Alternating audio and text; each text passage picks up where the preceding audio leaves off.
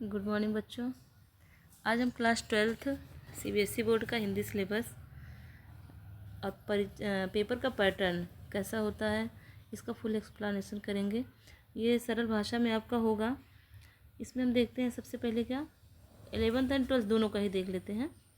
Class 11th में क्या क्या आएगा, कैसे पेपर बनेगा, इसके बारे में पहले देखते हैं।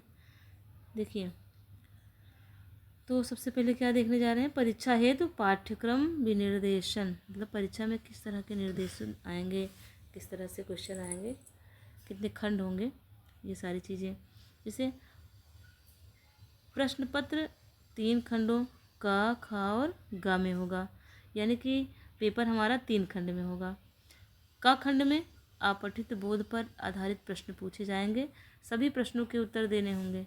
इसमें जितने भी प्रश्न होंगे सबके उत्तर आपको देने होंगे। प्रश्न कितने होंगे अभी आगे पेपर में हम देखेंगे। इसके पाठ्यक्रम का निर्धारण कैसे किया गया है, कैसे इसका जो है नमूना बनाया गया परीक्षा प्रश्न का, पेपर का।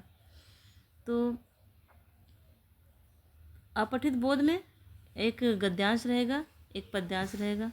गद्यांश से संबंधित क्वेश्चन होंगे और पद्यांश से संबंधित क्वेश्चन होंगे। सभी प्रश्नों के उत्तर आपको देने होंगे।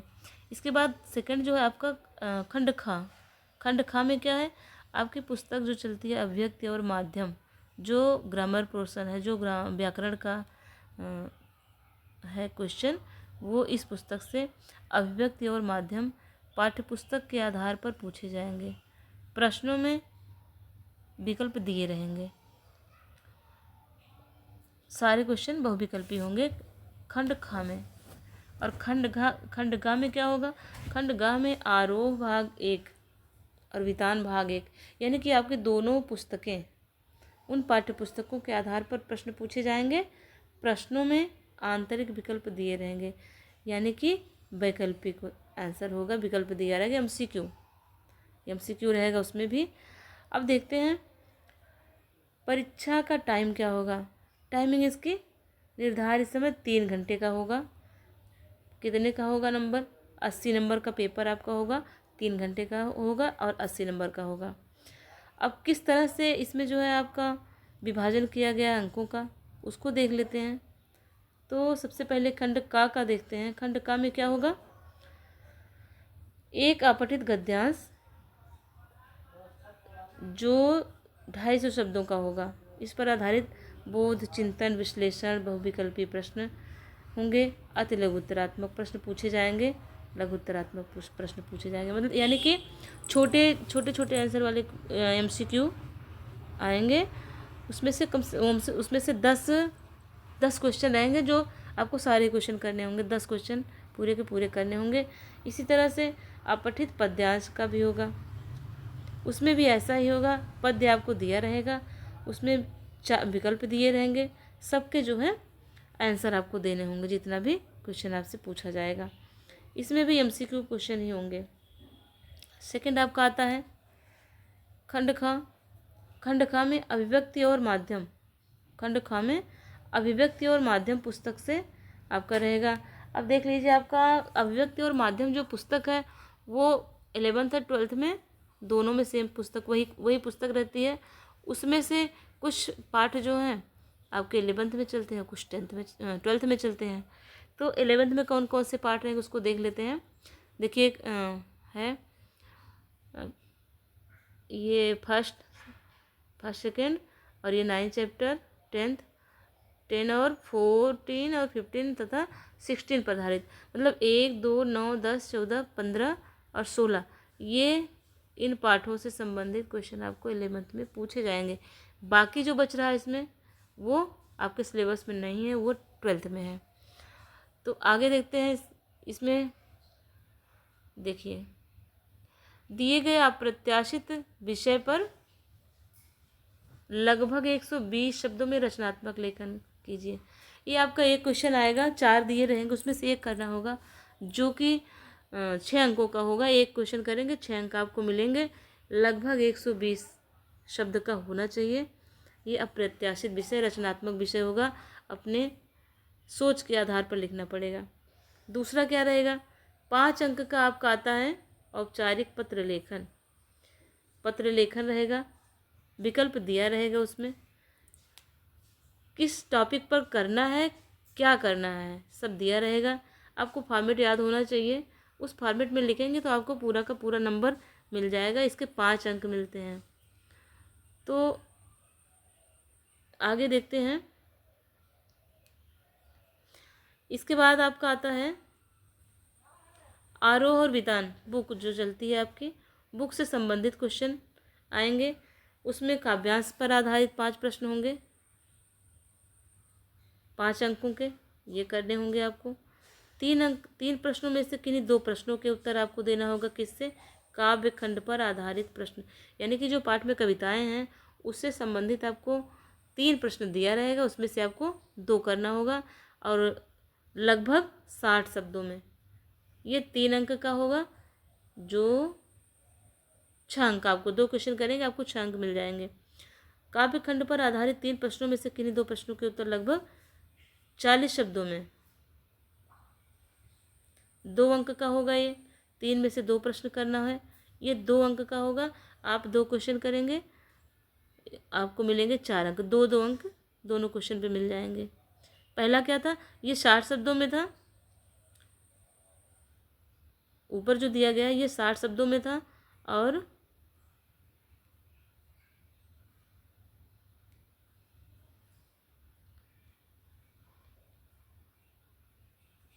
ये 60 शब्दों का था, और ये दूसरा वाला था जो 2 क्वेश्चन आएंगे, इसमें भी 2 है, इसमें भी 2 है। ये 2 आपका 3 नंबर का होगा, और ये नीचे वाला ये 2 आपका 4 नंबर का होगा। इससे संबंधित 3 प्रश्न दिए रहेंगे, 2 करेंगे तो आपको मिलेंगे 6 नंबर, इसमें आप 2 करेंगे तो मिलेगा 4 नंबर। इसके आगे देखते हैं। पठित गद्यांश के आधार पर 5 बहुविकल्पीय प्रश्न रहेंगे। इसमें 5 क्वेश्चन दिया रहेगा आपको, 5 का विकल्प दिया रहेगा MCQ, उसमें से आप चुन करके लिखेंगे। अगला क्वेश्चन रहेगा गद्य खंड पर आधारित 3 प्रश्नों में से किन्हीं 2 प्रश्नों के उत्तर। जैसे आपका काव्य में था, 3 प्रश्नों में से 2 के उत्तर करने पर आपको मिलते थे यहाँ पर 3 प्रश्नों में से 2 के उत्तर करेंगे आपको मिलेंगे 6 अंक। उसी तरह से दूसरा क्वेश्चन भी है, दूसरे में आप 3 दिया रहेगा, 2 करना होगा, आ जाएगा क्या? आपका नंबर आएगा उसमें 2-2 अंक का होगा, ये दोनों मिलकर 4 नंबर इसमें मिलेंगे आपको। अब सहायक पाठ्य पुस्तक जो आपकी वितान है, वितान के पाठों पर आधारित 3 क्वेश्चन दिया रहेगा, उसमें से आपको 2 क्वेश्चन के आंसर देने होंगे। ये भी आपको, ये आपके 5 नंबर के होंगे, 5 अंक के होंगे ये दोनों क्वेश्चन, 5-5 नंबर के, 2 आपको करने होंगे, इनमें से 10 नंबर आपको मिल जाएगा। ये आपका पेपर का पैटर्न था, पेपर में इतना सब आएगा। इसके अलावा जो आपका श्रवण और वाचन कौशल जो परियोजना प्रोजेक्ट कार्य कराया जाता है, ये परियोजना कार्य है आपका, ये 20 अंक का हो जाएगा। और श्रवण और वाचन कौशल जो आपको सुनने की क्षमता के लिए बताया जाता है डेली क्लासेस में, वाचन के लिए पुस्तकें पढ़ते हैं आप, कितना ग्रहण कर पा रहे हैं, कितना सुन पा रहे हैं, कितना आप समझ पा रहे हैं, उससे संबंधित भी आपको नंबर मिलेंगे। तो टोटल आपका में हो जाएगा 100 अंक का, 100 अंक का हो जाएगा हिंदी का पेपर। और इस तरह से इसका विभाजन हुआ। और पहले की बुक में आपके कुछ पाठ हैं, कुछ नहीं है सिलेबस में, उसको भी देख लेते हैं। पुस्तकें कौन कौन सी रहेंगी? 11th के लिए आरोह भाग 1 NCERT नई दिल्ली द्वारा प्रकाशित। दूसरी बुक रहेगी इसमें वितान भाग 1, ये भी NCERT द्वारा दिल्ली द्वारा प्रकाशित है। अभिव्यक्ति और माध्यम ग्रामर की आपकी बुक जो है, ये अभिव्यक्ति और माध्यम भी NCERT दिल्ली द्वारा ही प्रकाशित की गई है। अब जो पाठ हमारे हटा दिए गए हैं, जो सिलेबस के थोड़े बहुत अंश हटा दिए गए, उनको हम देख लेते हैं। जैसे देखिए काव्य खंड में आपके कबीर का पाठ है, कबीर में 2 पद दिए गए हैं, एक उसमें से एक हटा दिया गया है, ये संतो देखत जग बोराना, ये हटा दिया गया है, उसमें एक ही रह गया है, हम तो एक एक कर जाना, बस एक ही पाठ उसमें बचा हुआ है। दूसरा आता है आपका मीरा के पद, मीरा के पद में भी आपका पग घुंघरू बाद मीरा नाची, ये हटा दिया गया, ये भी सिलेबस में आपके नहीं है। राम नरेश त्रिपाठी जी द्वारा रचित पूरा पाठ हटा दिया गया है। सुमित्रा नंदन पंत की वे आँखें, ये भी पूरा पाठ हटा दिया गया है। अब गद्य खंड में देखते हैं, कृष्णनाथ रचित स्फीति में वारिस, ये पूरा पाठ आपका हटा दिया गया है। सैयद हैदर रजा का आत्मा का ताप, ये पूरा का पूरा पाठ आपके सिलेबस से हटा दिया गया है। बाकी जितना बताया गया उतना आपके सिलेबस में है, और पेपर का पैटर्न उस तरह से रहेगा, उसका सिलेबस उसी तरह से रहेगा। ये आपका 11th का सिलेबस हो गया। इसके बाद हम 12th का देख लेते हैं, 12th में क्या क्या आएगा देखते हैं। 12th के लिए ये है आपका 12th का पेपर।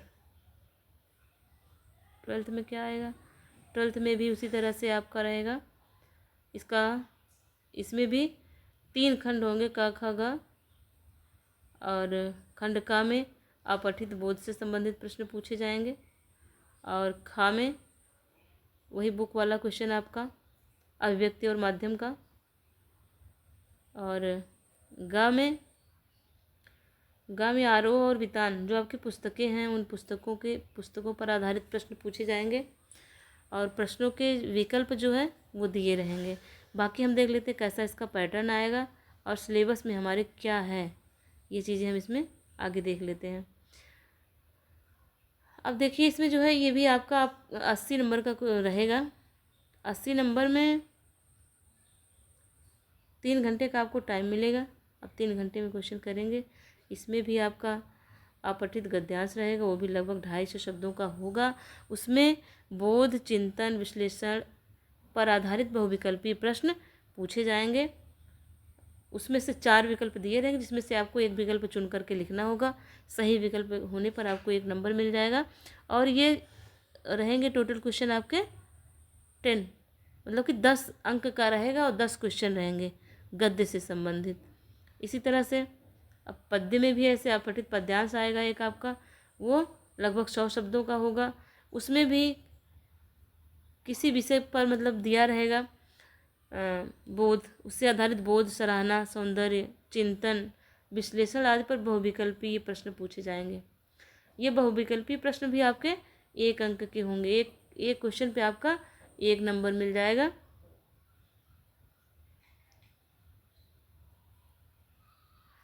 और लघुत्तरात्मक प्रश्न अभी बाद में जब पूछे जाएंगे तो उसमें भी आपका 3 नंबर के क्वेश्चन आएंगे, 2 नंबर के क्वेश्चन आएंगे, और यहाँ ऊपर 1 नंबर का क्वेश्चन आएगा।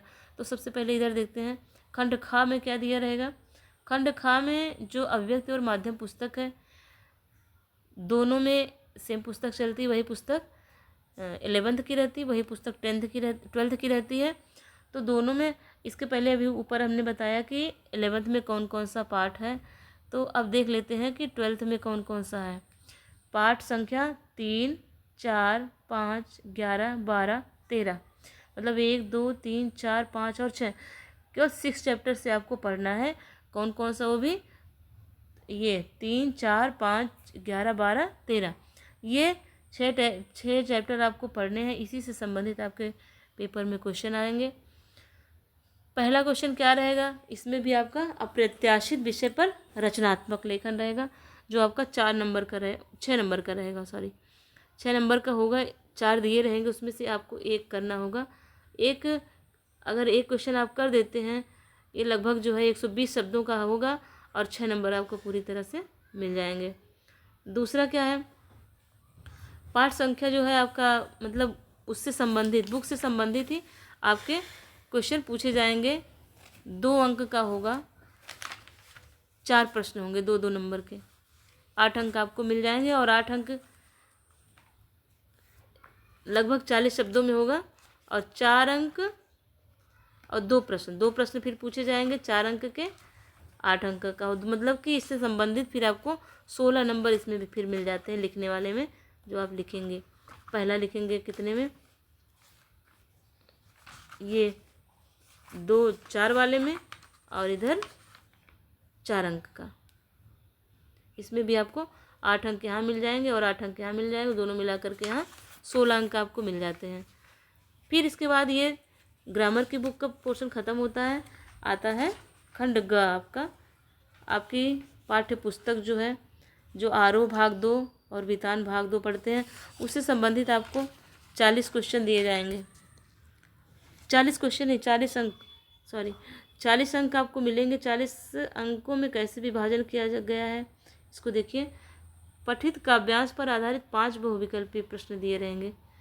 एक काव्यांश दिया रहेगा, उसमें 5 क्वेश्चन पूछे जाएंगे उससे संबंधित, और पाँचों का 1-1 अंक होगा, मतलब 5 अंक यहाँ आपके हो गए। गद्य, फिर उसके बाद क्या होगा, काव्य खंड पर आधारित 3 प्रश्नों में से किन्हीं 2 प्रश्नों के उत्तर रहेंगे। वो जो है लगभग जो है 60 शब्दों में 3 अंक और 2 प्रश्न, मतलब कि 2 प्रश्न आपको करना होगा 3 में से, उसके आपको 3-3 अंक, 6 अंक मिल जाएंगे। फिर 3 प्रश्नों में से 2 प्रश्न करने होंगे, दोनों के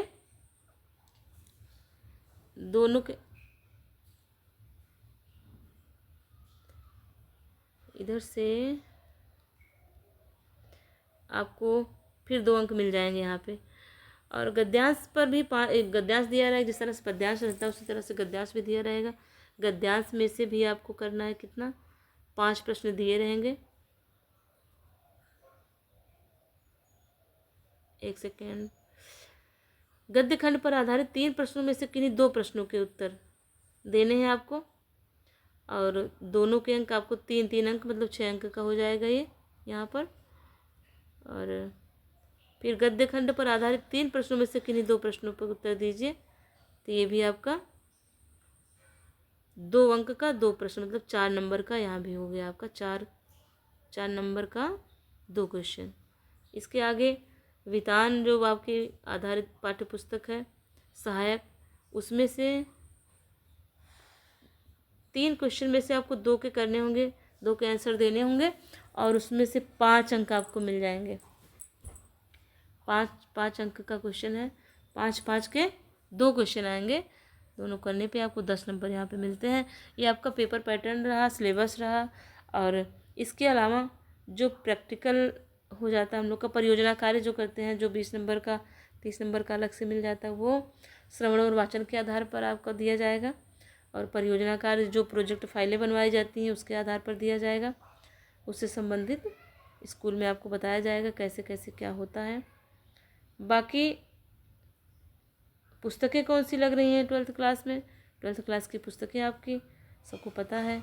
आरोह भाग 2 NCERT द्वारा है, और वितान भाग 2 अभिव्यक्ति और माध्यम, ये 3 पुस्तकें लगेंगी आपकी, और तीनों ही पुस्तकें नई दिल्ली द्वारा प्रकाशित हैं। अब कुछ पाठ जो हटा भी दिए गए हैं, किसी के पास पुरानी बुक है, कहीं नहीं है, तो आप इसको भी देख लीजिए एक बार, कौन कौन से पाठ या कौन कौन से भाग हटाए गए हैं। जैसे आरोह भाग 2 का काव्य खंड में गजानन माधव मुक्तिबोध का सहर्ष स्वीकारा है, ये पाठ था पहले, अब नहीं रहा, इसमें पूरा का पूरा पाठ ही हटा दिया गया है। फिराक गोरखपुरी की गज़ल, इसमें रुबाइयाँ और गज़ल 2 थे, तो गज़ल हटा दिया गया, रुबाइयाँ अब भी हम पढ़ेंगे सिलेबस में। और इस गद्य खंड में विष्णु खरे का चार्ली चैपलिन यानी हम सब, ये पूरा का पूरा पाठ हटा दिया गया है। रजिया सज्जाद जहीर, इनका जो है नमक, ये पूरा पाठ हटा दिया गया है। एन फ्रैंक, इनकी डायरी के पन्ने, ये सारे पाठ हटा दिए गए हैं आपके सिलेबस से। ये आपका सिलेबस था, किस तरह से क्वेश्चन आएंगे, कितने नंबर के आएंगे, ये जानकारी आपको इसमें दी गई। धन्यवाद। इसके बाद टॉपिक वाइज हम आगे पढ़ेंगे भी, सिलेबस पूरी तरह से कंप्लीट करवाया जाएगा। Thank you.